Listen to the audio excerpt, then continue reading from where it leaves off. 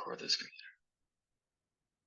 Okay, so the glossopharyngeal, otherwise known as the cranial nerve 9, projects to the posterior 1/3 of the tongue for gustation. Again, remember if we go back and look at the facial nerve and the trigeminal nerve, they project to the anterior 2/3 of the brain, 2/3 of the tongue. So if you look at my cursor, just think of this part as the facial nerve and the trigeminal nerve, which supply both afferent and efferent signals for motor and taste perception. And the glossopharyngeal nerve, otherwise known as cranial nerve number 9, provides taste and perception to this region, and actually all the structures behind this posterior 1/3 of the tongue. So everything inferior to this region, including the mid-ear, the throat, pharynx, all of that. Now, it also has a few different functions that aren't as easy to remember. One of them being as it is responsible for regulating blood pressure and blood oxygen. Well, yeah, regulation of blood pressure and blood oxygen, but it's not in itself doing this. It is actually communicating sensory information. So it's sending afferent signals from two specific regions in the carotid artery, known as the carotid sinus, and then the carotid body. The carotid sinus is going to be a dilation of the carotid artery that's directly before a divergence of the carotid artery into two separate regions. So if you think of it like if we're looking at my mouse here, there's this main carotid artery, and then it diverges into these two sections that go into two different places, the exterior carotid, the interior carotid, and it's going to be right before this, I forgot the word for it, but divergence, and then the carotid branch, or this is one of the carotid branches. The carotid body is going to be directly above it, and it's going to be a slightly spongy area. And these essentially house two different types of cells known as baroreceptors and chemoreceptors. Baroreceptors looking at the blood pressure, and chemoreceptors looking at a few different proteins and signaling molecules that essentially indicate blood oxygen levels by actually looking at blood carbon dioxide levels. Okay, so disregarding all that, we'll go into a few of the other ones. It's responsible for the gag reflex, as we know. It is responsible for all the sensation on this part. So the glossopharyngeal, cranial nerve number 9 in specific, isn't going to be responsible for motor. Don't think of it as motor. Think of it as the sensation part. So it's responsible for inducing this gag reflex. It's also responsible for lacrimation. So as we saw earlier, the trigeminal nerve is responsible for lacrimation, but it is going to be both of these are going to be responsible for lacrimation, except the glossopharyngeal nerve is going to innervate the parotid gland, while the trigeminal nerve is going to be innervating the submandibular and the sublingual glands.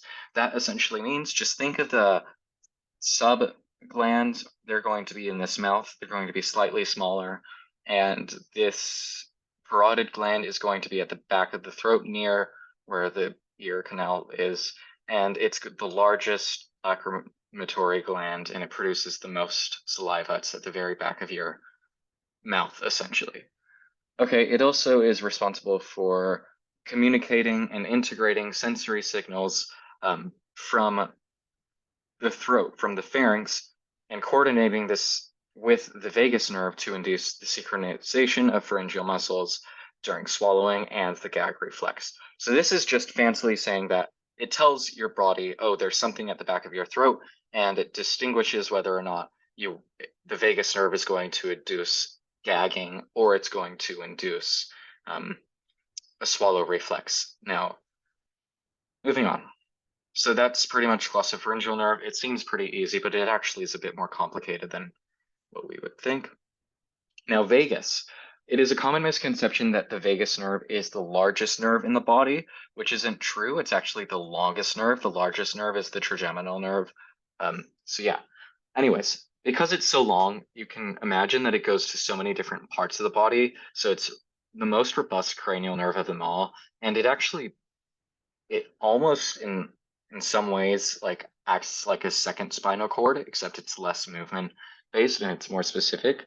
So as we mentioned, it's the longest and most robust cranial nerve, and it's responsible for a whole bunch of different things.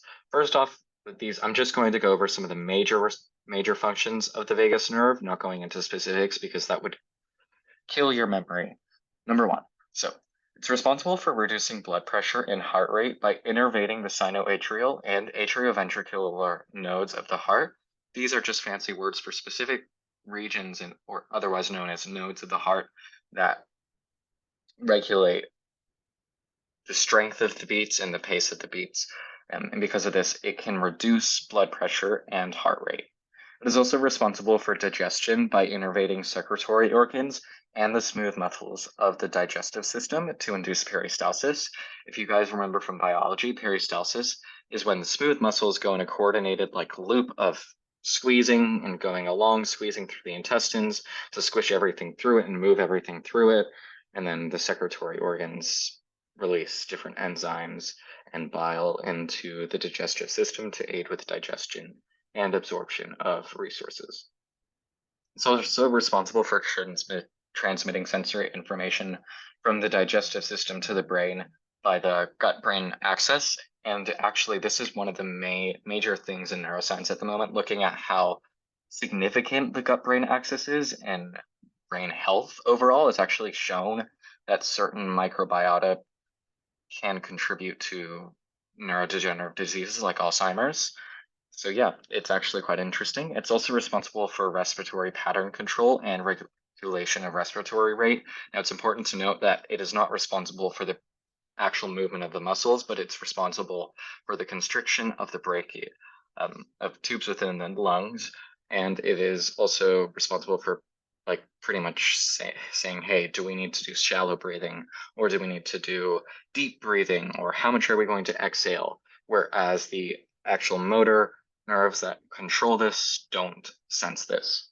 Now, it is also responsible for the motor aspect of the swallowing reflex. As we mentioned earlier, the glossopharyngeal nerve is responsible for inducing this vagal nerve stimulation that then goes on to lead the motor part and the actual reflex part of swallowing, and then also gagging. Any questions before I go on? It's quite content heavy.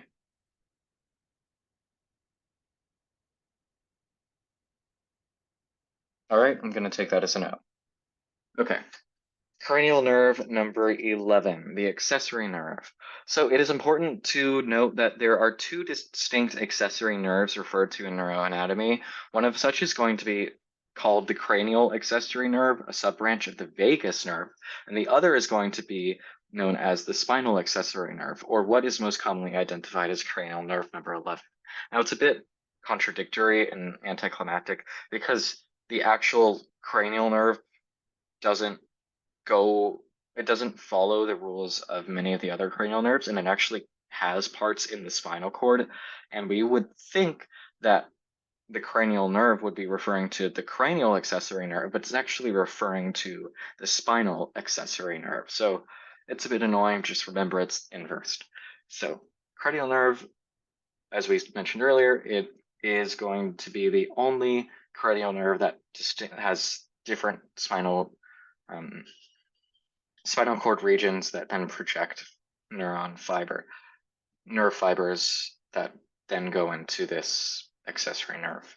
And now it is responsible for lateral, contralateral, and ipsilateral motion of the neck by innervating the sternocleidomastoid muscle. Sternocleidomastoid is just a weird way, and it's a long way that's overly long, saying that there's a muscle that connects from your mandible all the way through here and essentially connecting to your clavicle. So it's this long muscle here that's controlled. And again, it's very long name for just remember it's this muscle here. You don't have to remember the name. It's also responsible for shoulder movement and the rotation / depression or retraction of the scapula. So the scapula is going to be pretty much that bony region, or otherwise known as the shoulder blade. And it does this by innervating the trapezius muscle, which is on the back side of our neck, and it's on the top side of our shoulders. So it allows us to move our shoulders up, circle them, and do a whole bunch of complex things with our arms. Lastly, we have hypoglossal, otherwise known as the cranial nerve 12. Now, the hypoglossal nerve is arguably one of the lesser significant of the cranial nerves, although all of them are really important, because it only is responsible for efferent signaling to the tongue for somatic and involuntary motor activity involved in swallowing, the gag reflex, and speech. Now, I actually said something incorrect. It's not only responsible for this, but it is mainly responsible for this, and the other things that it is responsible for are mainly just contributing to different cranial nerve functions, so that it's not a central part of these other functions. But essentially, if you see someone, and it's actually known in a lot of children, that they have dysfunction with the hypoglossal nerve, and because of that, you might see in their mouth their tongue is shaped weirdly, or it's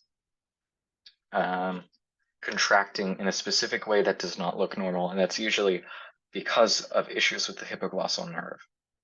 So remember, pretty much all the other cranial nerves have sensory components, whereas in the main function of the hypoglossal nerve, there's no sensory component. It's mainly just motor activity.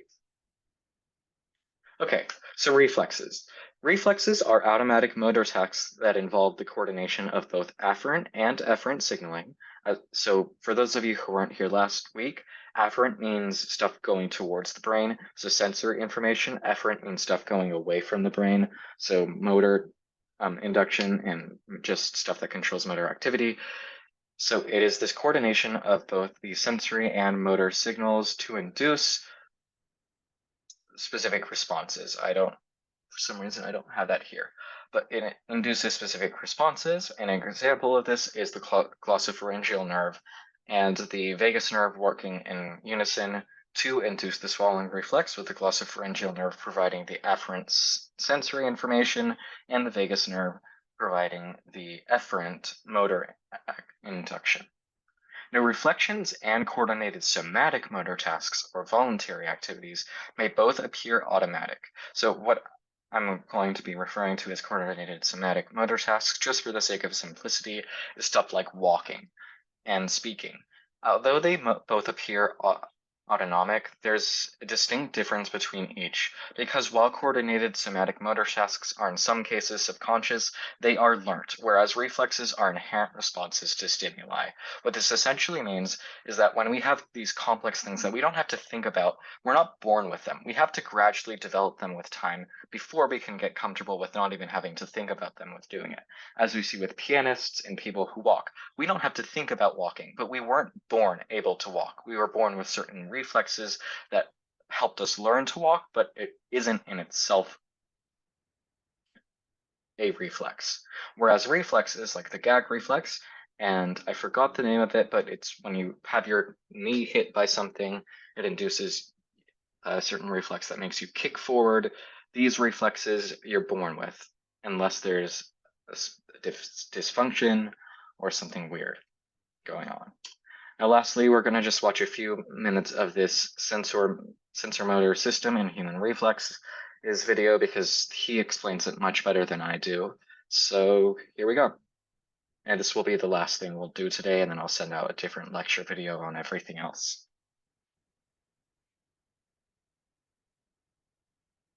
Can you hear the volume? No. I think you have to like connect it to your Zoom. How do you do that? Like when you share the video, I think there's a button where it says share audio as well.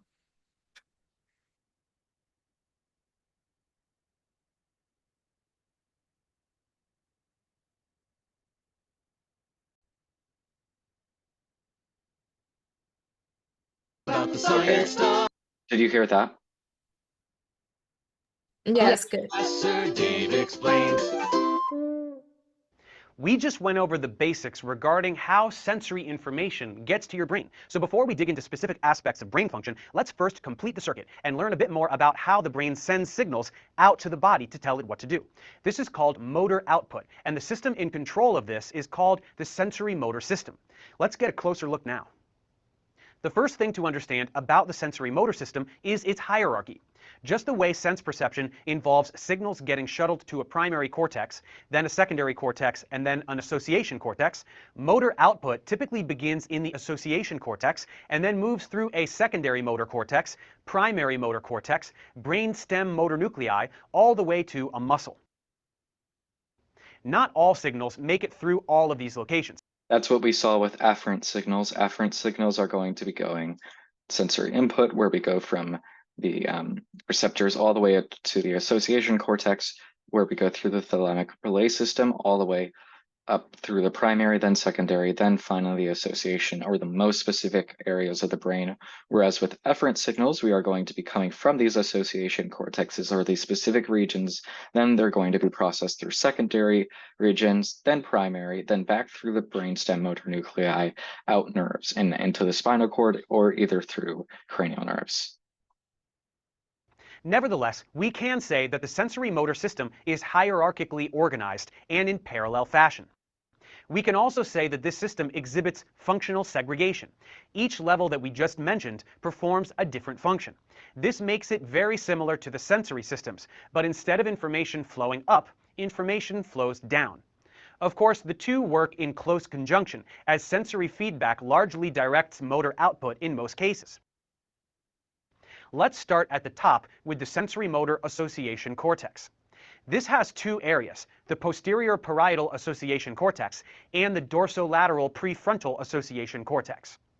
These are in turn each made of a few areas with different functions. The posterior parietal association cortex receives information from the visual, auditory, and somatosensory systems.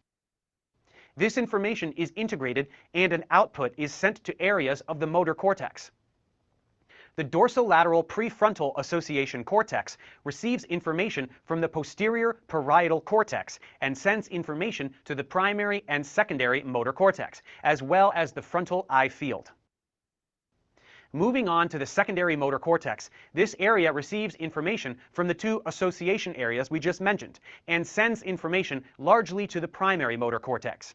It consists of the supplementary motor area and the premotor cortex, although these have substructures that are still being researched.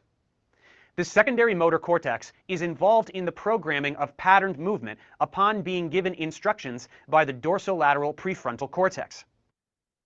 Next up is the primary motor cortex. This sits in the precentral gyrus of the frontal lobe, and it is where many of the sensory motor signals converge. It is also the main area from which signals leave the brain to tell the muscles what to do. Just like the somatosensory cortex, which we learned about in the previous tutorial, the primary motor cortex is somatotopic, meaning that specific regions of the cortex correspond with specific regions of the human body. We can look at the motor homunculus. Again, this is like some of the most frightening things you'll ever see in a neuroscience textbook. To see how these regions are mapped. And again, we see that the hands get a lot of real estate, as do the facial features. Apart from these regions that we've just discussed, let's briefly mention two others, the cerebellum and the basal ganglia.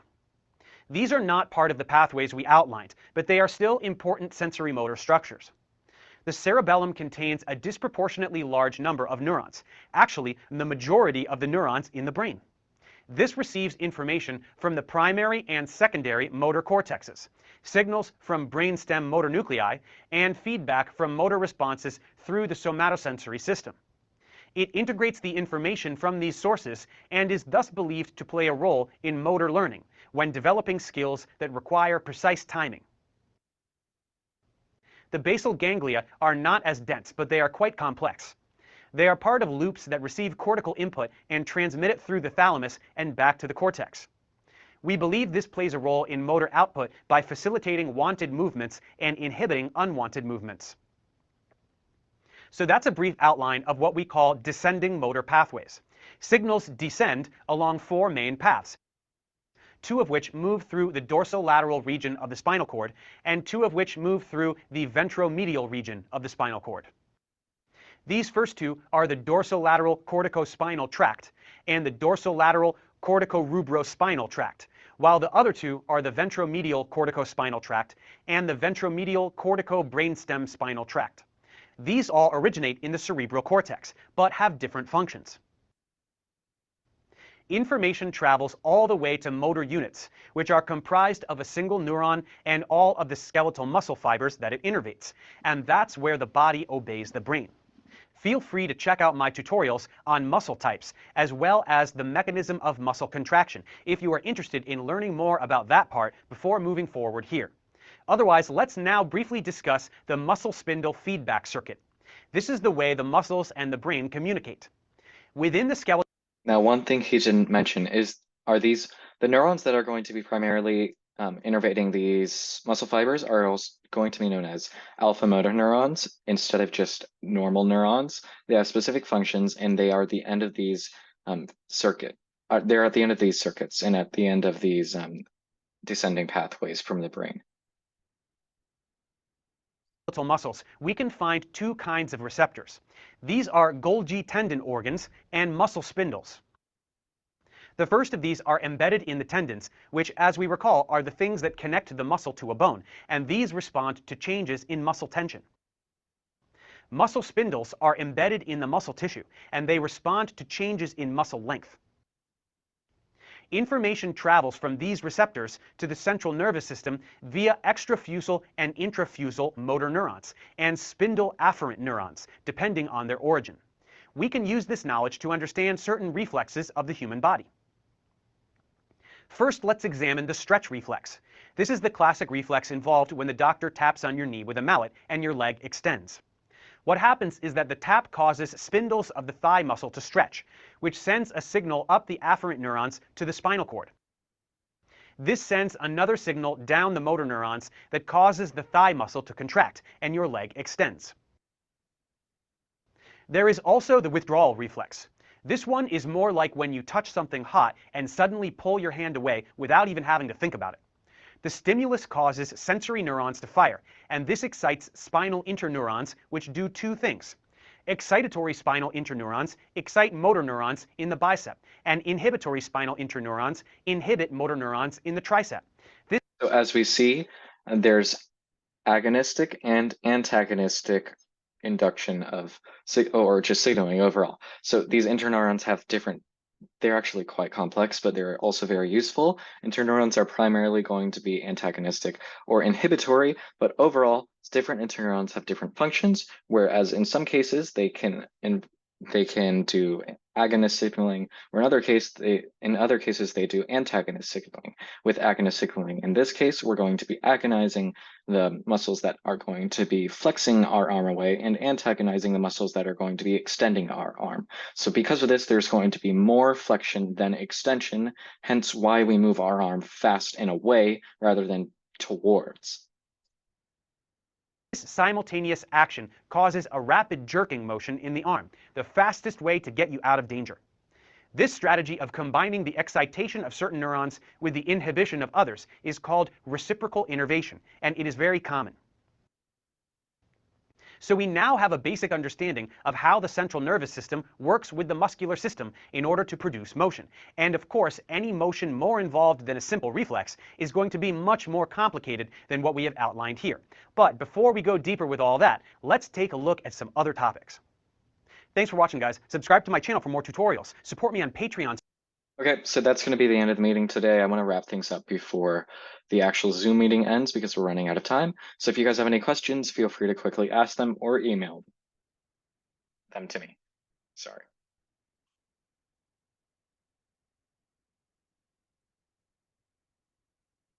Have a good evening. Enjoy your evening. I will post this out for those of you who want to rewatch this, and I'm also